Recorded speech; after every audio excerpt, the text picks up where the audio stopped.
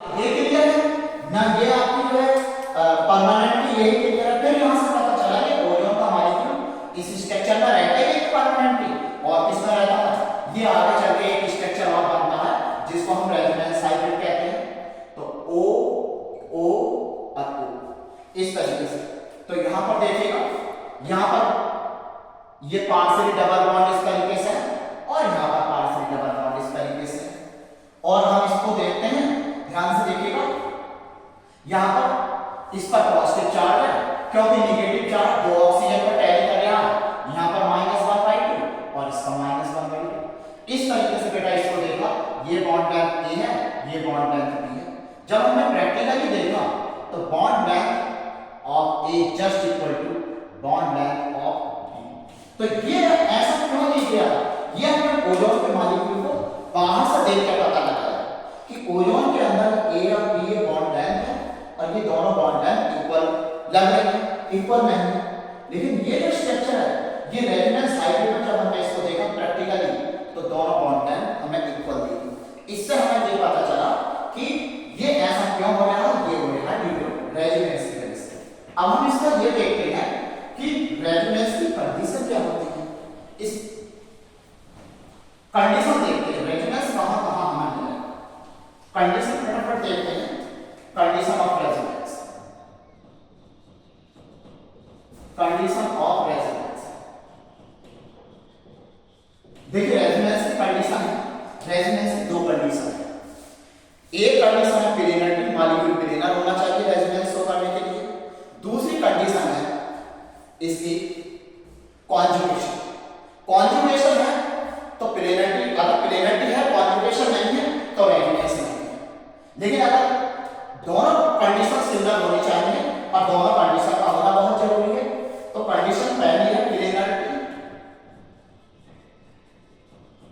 Planarity. इसमें क्या है, प्लेनरिटी में क्या है, कंपाउंड को प्लेनर होना चाहिए। अब प्लेनर होने के लिए क्या है, कंपाउंड के अंदर जो कार्बन है उसका हाइब्रिडाइजेशन sp2 होना चाहिए।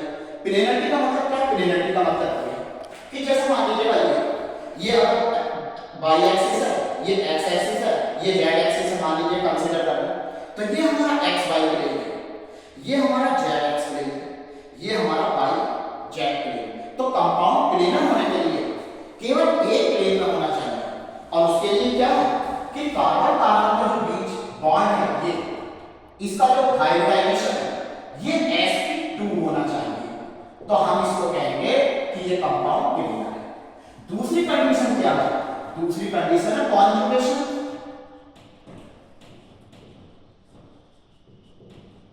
ये बहुत इंपॉर्टेंट कंडीशन है, कॉन्जुगेशन का होना बहुत जरूरी है। कॉन्जुगेशन में क्या होगा, कॉन्जुगेशन का होगा पाई बॉन्ड का, पाई बॉन्ड अल्टरनेट पोजीशन पर होना चाहिए, पाई बॉन्ड के साथ, पाई बॉन्ड के साथ अल्टरनेट पोजीशन पर होना चाहिए। लॉन पेयर्स पाई बॉन्ड के साथ अल्टरनेट पोजीशन पर होना चाहिए नेगेटिव चार्ज, पाई बॉन्ड के साथ अल्टरनेट पोजीशन पर होना चाहिए पॉजिटिव चार्ज, पाई बॉन्ड के अल्टरनेट पोजीशन पर होना चाहिए फ्री इलेक्ट्रॉन्स, अब पाई बॉन्ड के अल्टरनेट पोजीशन पर होना चाहिए डबल बॉन्ड। इस तरीके से ये चार कंडीशंस हैं।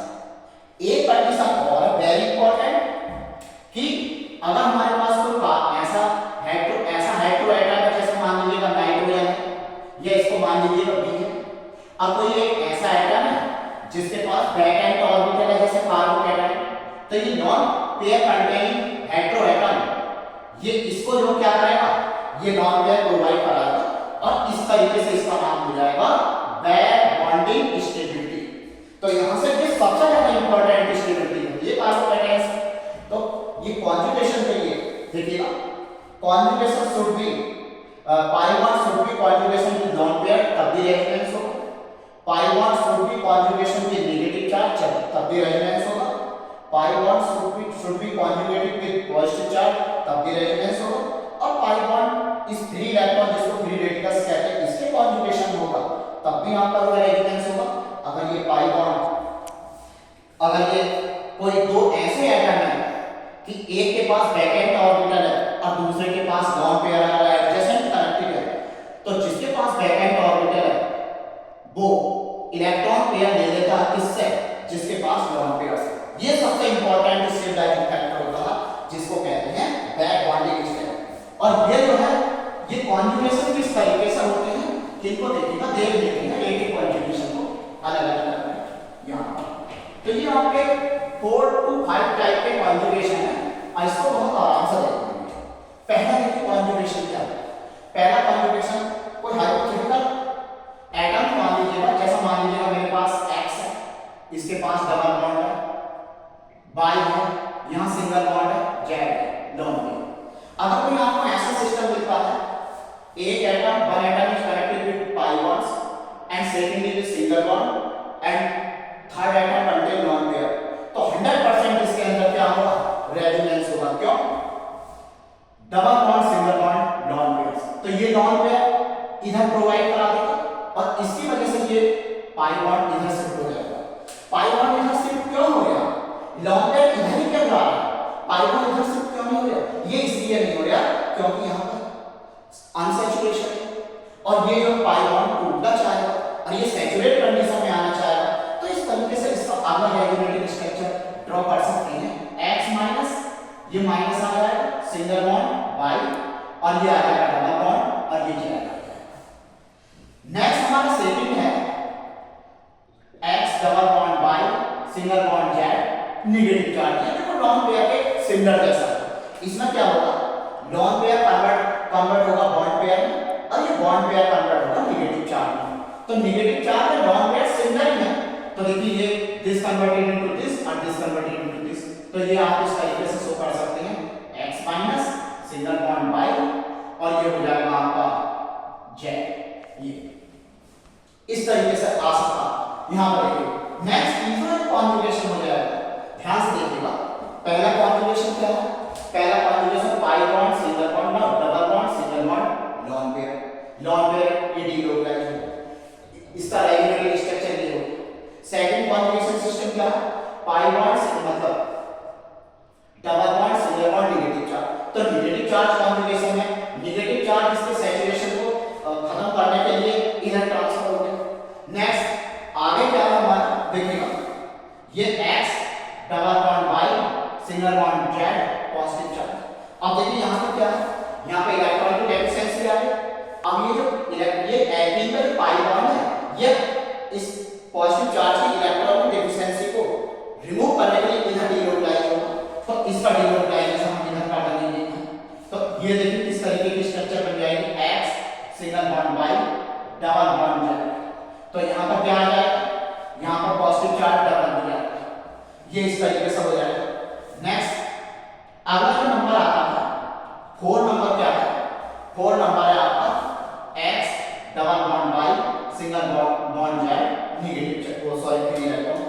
ये बेटा ये फ्री रेडिकल में कंडीशन पाई जाती है। Free radical single bond double bond conjugation में है और इस तरीके से ये रेजोनेंस में जाएगा। देखिए ये तीनों केस के अंदर आपने हमने देखा ये बॉन्ड कंप्लीट टूट गया और कैटायन मतलब नेगेटिव और पॉजिटिव चार्ज बनना है, तो यहाँ पर जो बॉन्ड का क्लीवेज हो रहा होगा इसको कहते हैं हम हेटेरोनेटिव क्लीवेज, क्योंकि कंप्लीट चार्ज खत्म हो गया। लेकिन यहाँ पर जो है इसके केस में ये होमोनेटिव क्लीवेज होगा और एक एक इलेक्ट्रॉन का ट्रांसफर शिफ्टिंग होगी। तो यहाँ से देखिएगा इस बॉन्ड के अंदर 2 इलेक्ट्रॉन है, एक इलेक्ट्रॉन इधर जाएगा और ये एक इलेक्ट्रॉन इधर आएगा और ये वाला जो इलेक्ट्रॉन है ये इधर आएगा। तो यहाँ से देखिए हम अगला स्ट्रक्चर कैसे बना सकते हैं, X सिंगल बॉन्ड Y और ये डबल बॉन्ड Z और बेटा यहाँ पर ये 3 इलेक्ट्रॉन्स हैं। तो इसका रेगुलेटिंग स्ट्रक्चर ये है। यहाँ पर यहाँ इन तीनों में हो रही थी हेटेरोनेटिक बॉन्ड क्लीवेज, इसमें हो रहा होमोनेटिक बॉन्ड क्लीवेज। नेक्स्ट अगला जो हम देख सकते हैं ये 5th नंबर का क्या होता है, X double bond Y single bond Z double bond double. हमें ये भी सिचुएशन मिल सकती है, कोई 3 है 2 मतलब ये 2 बार ये पाई बॉन्ड जो है अल्टरनेट कॉन्जुगेशन हो सकता है। किस तरीके से देखिएगा, double bond single bond double bond या double bond single bond double bond. यहाँ पर क्या था, ये पाई बॉन्ड नॉन पेयर की कॉन्जुगेशन था, यहाँ पे क्या था ये पाई बॉन्ड नेगेटिव चार्ज की कॉन्जुगेशन था, यहाँ पे क्या था ये पाई बॉन्ड ये डबल बॉन्ड ये पॉजिटिव चार्ज की कॉन्जुगेशन था और यहाँ पे क्या था ये फ्री इलेक्ट्रॉन ये पाई बॉन्ड के कॉन्जुगेशन में है और यहाँ पे क्या है ये सेक ये पाई बॉन्ड अपनी पाई बॉन्ड के कॉन्जुगेशन में है, तो आपको ये भी मिल जाएगा। और इसका रेगुलेटरी स्ट्रक्चर किस तरीके से ड्रॉ कर सकते हैं, तो ये जो हो जाएगा इधर और ये आ जाएगा इधर, तो यहाँ पर हो जाएगा X सिंगल बॉन्ड, जहां पर डबल है वहां पर सिंगल कर दो और जहां पर सिंगल है वहां डबल कर दो। तो यहाँ पर इसके बीच XY के बीच डबल है तो सिंगल कर दिया, Y के बीच सिंगल है तो डबल कर दिया, यहाँ आपका क्या हो गया सिंगल हो गया। तो देखिए यहाँ से इलेक्ट्रॉन शिफ्ट हुआ इधर की इधर की, तो बेटा यहाँ पॉजिटिव चार्ज आया होगा तो इसका हमने पॉजिटिव लिख दिया, और इधर से देखिए यहाँ पे क्या आया, यहाँ पर नेगेटिव आया, कंप्लीटली शिफ्टिंग हो गई। तो इस तरीके से ये सारे के सारे रेजोनेटिव स्ट्रक्चर जो न्यूट्रल होते हैं, अगर मैं ये पॉजिटिव कंसीडर अलग और ये नेगेटिव अलग एक दूसरे से कैंसिल आउट करूं तो ये सिचुएशन बन जाती है। इस तरीके से जो है आपका यहाँ पर ये डेवलपमेंट हो जाता है। अब जो 6 टाइप का है वो कोई एटम ए है, ये डायरेक्टली कनेक्टेड एटम बी से है। अगर इसके पास कोई लॉन पेयर है और इसके पास कोई बैक एंड ऑर्बिटल है, तो ये लॉन पेयर की शिफ्टिंग हो जाती है बैक एंड ऑर्बिटल में, और इस तरीके से यहाँ पर डबल बॉन्ड का फॉर्मेशन हो जाता है ये, तो ए डबल बॉन्ड बी। तो इस तरीके से जो है यहाँ पर क्या होगा, जहाँ पर लॉन पेयर आता है नेगेटिव चार्ज, यहाँ पर जाता है पॉजिटिव चार्ज, इस तरीके से यहाँ पर जो है बैक बॉन्डिंग केस होगा, ये होगा बैक बॉन्डिंग स्टेबिलिटी। तो ये वेरी इंपॉर्टेंट होता है, ये बहुत इंपॉर्टेंट क्राइटेरिया होता है ये कार्बोकेटायंस के अंदर उसकी स्टेबिलिटी को एक्सप्लेन करने के लिए। और जहां पर बहुत सारे क्राइटेरिया होते हैं तो उन क्राइटेरिया पे प्रायोरिटी ऑर्डर में ये बैक बॉन्डिंग स्टेबिलिटी सबसे पहला स्टेबलाइजिंग फैक्टर माना जाता है। तो यहां पर देखिएगा इसका क्या है, इसके हम कुछ एग्जांपल भी ले सकते हैं। एग्जांपल ले सकते हैं जैसे देखिएगा यहां पर ले लिया CH2 डबल बॉन्ड CH और ये है हमारा NH2, ये इसका लॉन पेयर होते हैं। तो यहाँ पे हम देखिए कॉन्जुगेशन कर सकते हैं lone pair single bond double bond, तो ये बेटा इस तरीके से इधर ट्रांसफर होगा, ये इधर ट्रांसफर हो जाएगा। तो देखिए ये कॉन्जुगेटिव स्ट्रक्चर देखिए किस तरीके की बनेगी, CH2 सिंगल बॉन्ड और ये हो जाएगा CH डबल बॉन्ड NH2। तो जिधर की तरफ से हुआ उस पर नेगेटिव चार्ज, जिधर से शिफ्ट हुआ उधर पॉजिटिव चार्ज। नाइट्रोजन देखिए जनरली 3 बॉन्ड बनाता है, 2 कार्बन से 2 हाइड्रोजन से 4 बॉन्ड बनाएंगे, इसका पॉजिटिव चार्ज आएगा। ये लॉन पेयर इधर शिफ्ट हुआ है तो इसका नेगेटिव चार्ज आएगा। तो इसी तरीके से ये आप जो है और भी जो है इसके सारे सिस्टम है, ये सारे के सारे इसके एग्जांपल लेकर आप पढ़ सकते हैं। यहां पर अगर हम इसकी बात करें तो ये हो जाएगा CH2 डबल बॉन्ड CH और ये हो जाएगा आपका सिंगल बॉन्ड, ये लॉन पेयर था, ये हो जाएगा CH2, ये नेगेटिव। अब क्या हो जाएगा, ये नेगेटिव ये लॉन पेयर है, लॉन पेयर की तरह है, lone pair bond pair bond pair lone pair. तो इस तरीके से ये हो जाएगा CH2 negative single bond CH और CH2, ये डबल बॉन्ड में आ जाएगा और यहाँ पर क्या आ जाएगा, ये पॉजिटिव चार्ज आ जाएगा। तो ये इस तरीके से जो है आप इसको जो है कर सकते हैं बड़े आराम से। तो यहाँ पर देखिएगा ये नेगेटिव है ये पॉजिटिव है, सॉरी यहाँ पर जो है ये नेगेटिव आ जाएगा, ये पॉजिटिव नहीं आएगा, ये स्ट्रक्चर बन जाएगा। और यहाँ पर आप इसको भी देख सकते हैं, देखिएगा जैसे ये हमारे पास है CH2 डबल बॉन्ड CH और ये होगा single bond CH2 positive charge. अब डबल बॉन्ड का जो शिफ्टिंग है वो इधर हो जाएगी, क्यों, क्योंकि यहाँ पर जो इलेक्ट्रॉन की डेफिशिएंसी, तो ये पाई बॉन्ड में इलेक्ट्रॉन इधर शिफ्ट हो जाएंगे। तो यहाँ पर अगला स्ट्रक्चर ये हो जाएगा CH2 single bond CH double bond CH2। तो यहाँ पर क्या है, इसका पॉजिटिव चार्ज खत्म हो जाएगा, यहाँ पर पॉजिटिव चार्ज आ जाएगा। इसी तरीके से हम इसका कर सकते हैं, जैसे हमारे पास है ये CH2 डबल बॉन्ड CH और CH, ये CH2 ये हो गया। तो ये क्या है, ये फ्री इलेक्ट्रॉन आपका इधर शिफ्टिंग हो जाएगी और एक की इधर शिफ्टिंग और एक इलेक्ट्रॉन की इधर शिफ्टिंग। तो इस तरीके से होमोलैटिक ब्रेकडाउन हो जाएगा, CH2 सिंगल बॉन्ड और CH डबल बॉन्ड